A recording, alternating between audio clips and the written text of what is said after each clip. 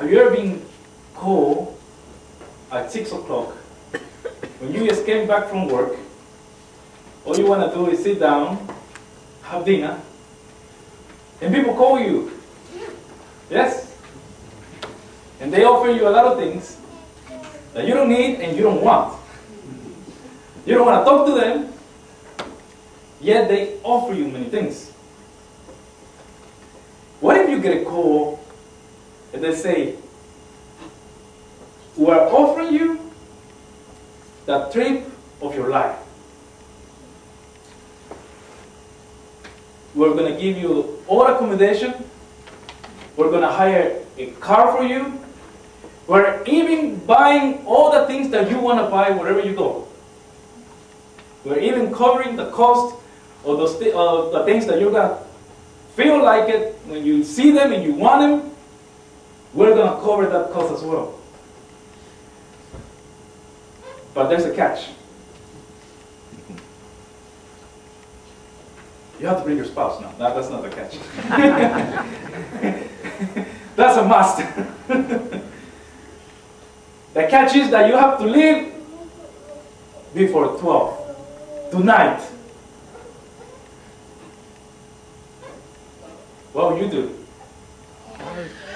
You have to leave by 12. So they call you at 6. You got 4 hours. If you want an international flight, then you have to be there at least 2 hours earlier. If you want to go to Darwin, then you want to go to Adelaide, that's another thing. But if you want to go international, which I think that's the thing that we all most want to go, you will think, what do I take? What do I have to sort out in order to live? I'm leaving my children behind. Who's going to take care of them? Last night I was talking to a friend that we were thinking about going to Queensland again, and then said, what am I going to do with my dogs? So you got 3 or 4 hours to think what to do. You don't like to travel like that, don't you? You like to think about it. You like to, I wanna make this trip as comfortable as possible. But maybe you get the chance. The Israelites got the chance for a big trip. They also had a chance for a big trip. And we're continuing from our Exodus, through the Exodus. We're continuing with our Exodus studies and teachings. And we are to the point when the Lord tells the people that they must go. They have been given this gift of freedom. But there's not a catch. The Lord doesn't ask you who you want to take. You're expected to take all your family. But there are some things to sort out before you leave the place of slavery. In verse 14, he starts saying, this is a day you are to commemorate. For the generations to come, you shall celebrate as a festival to the Lord, a lasting ordinance. As Baptists, we love the word ordinance. That's how we call the Lord's Supper. It's an ordinance, or the baptism. It's an ordinance. So this is an ordinance from the Lord. And the ordinance has to do with keeping these 7 days holy. And the first thing you do is to get rid of all the yeast from your house. And if you read up to verse 20, we're running out of time today, it's going to be quick. If you read up to verse 20, he repeats it again and again and again. He repeats the word yeast 6 times. 6 times the word is repeated that we should not have any yeast in the house. That these people should not have any yeast in the house. And the penalty for having yeast or consuming bread with yeast is to be cut off from the people of God. May seem a bit harsh, doesn't it? But suddenly, just because you ate a piece of bread without yeast, with yeast, you're breaking God's command. But I was reading about this in yeast. You know what yeast does. I never bake a cake. I only see it when it comes up, and sometimes it goes down, and my wife gets very angry because she put all this effort. The cake didn't stay upwards. And I love what this man said about yeast. That yeast makes the cake look bigger than what it actually is. Doesn't it? And sin sometimes makes us look bigger than what we actually are. I can only talk about myself. When I'm mad with my wife, I start walking, and she's talking to me. Yeah. And she's wanting to know what's going on inside me, and say, no, that's okay, no, I'm okay. But she knows, and I know we're not okay. But because I'm a sinful person, I want to control the situation. I'm mad.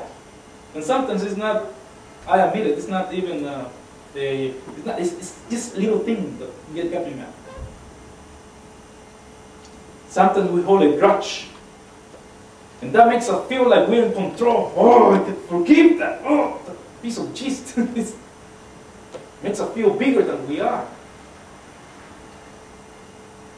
Sin sometimes makes us look smarter. Sin sometimes makes us look quicker. You know those athletes that they take drugs? But at the end of the day, take away the yeast, we go down.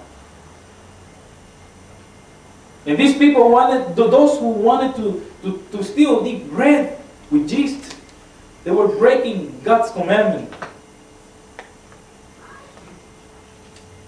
It was a night of redemption.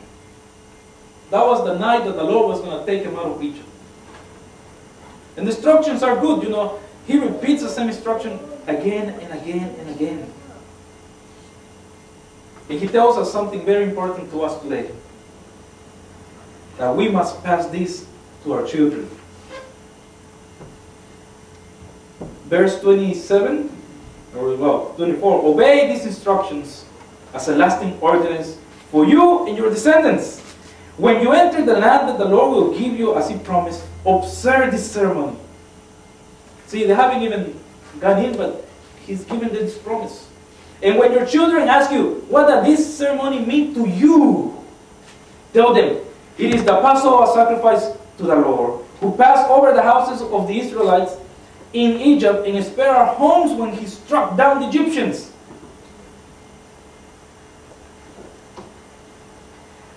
See, the Passover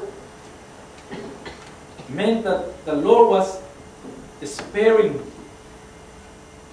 these people's children, that they wouldn't die. And I don't know if any of you here have lost a child.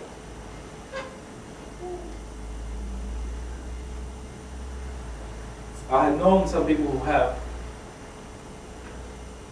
And when Greek philosopher used to said once that the worst thing that a human being can experience is losing a child, losing a son or daughter. Because in our head, we're supposed to die first. And seeing them dying, a part of you dies along with them. You feel incomplete the rest of your life. But the Lord spared His people of the pain. The Lord spared the people of the pain. And we're supposed to tell our children about it. What He did for us, for me, for you. Oh yeah, Jesus died on the cross. Yeah, it's a historical fact. I know that some people don't like to personalize Christianity because it becomes very subjective. And it does. But what does